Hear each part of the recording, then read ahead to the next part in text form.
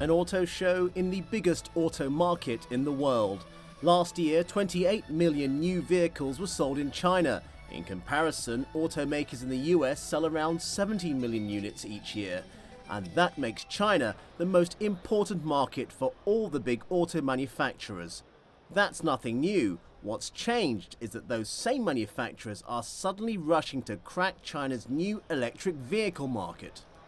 It's going to be the largest market for both the traditional vehicles and the new energy vehicles for a long time to come. There's no question about that.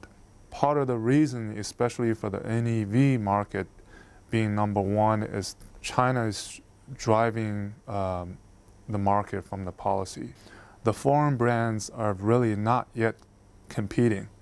They only have limited number of maybe plug-in hybrids, imported ones, but in terms of localized models, really no one has any significant models on the market, but that's about to be changed. 0 to 50 kilometers per hour in 4.5 seconds. That's sort of quick for a small electric SUV such as this one. But it's China's new energy vehicle or NEV market where the acceleration is staggering. An NEV is a hybrid electric or battery-powered vehicle such as this one made by JAC, Volkswagen's partners in China. Now, during the first 10 months of 2017, there were some 490,000 NEVs sold in China. The majority of them were made locally.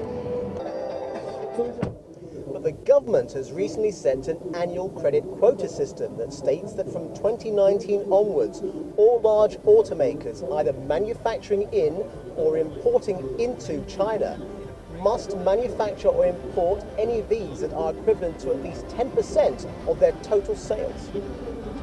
So the Fortune 500 automakers are now in a race to earn those credits, and JAC's partner Volkswagen made an announcement at the Guangzhou Auto Show that it hopes will put it in pole position.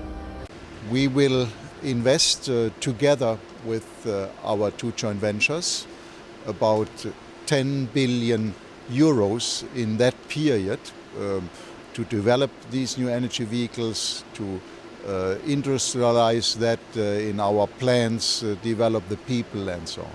So this is what we are doing, and this is connected with 400,000 new energy vehicles in 2020 and 1.5 million about in 2025. VW's announcement is the latest of many. For example, Renault-Nissan has announced a joint venture with its longtime Chinese partners to build a mini electric SUV. What we want is bring all our knowledge to the Chinese market, working with Chinese engineers, working with Chinese suppliers in order to bring a very affordable electric cars that should come to the market in 2019. Okay? That's the objective of the EGT joint venture, working hand in hand with our friends from Dongfeng to bring a modern, very efficient, affordable electric car. But what does this competition mean for the consumer? We asked a potential new electric vehicle buyer to talk us through his choices. I've been driving this car for about 8 years, and I want to change to an electric one. So I've come to the Guangzhou Auto Show to see if I can find an electric car that I like. Mr. Ni told me he felt there are enough charging stations in his hometown now, so owning and running an NEV has become possible. I like this. I feel the workmanship is exquisite. The two most attractive things to me are the controller interface and the car's range, which is very long. But this car is relatively expensive, as it doesn't qualify for national or regional NEV subsidies. I feel its price is a huge disadvantage. The cost is about $0.25 per kilometer. The price of this car is around 120,000, and it will cost me about $0.25 per kilometer. It's outstanding value for the money. The design is good, as well as its cost performance. It must be flexible and comfortable when driving this in urban areas. Mr. Ni, what did you make of your visit today? We can see many different models of electric cars for us to choose from, which is a good thing for consumers. And I'm looking forward to picking an exquisite one for myself.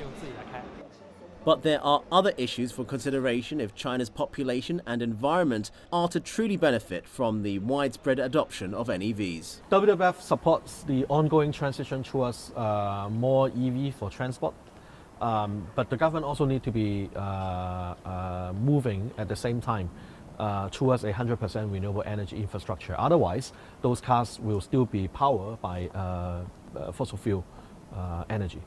Automakers, on the other hand, has the responsibility to make sure that not only the fuel of the car, but also the material that are used to assemble the car is taken care of their environmental impact as well.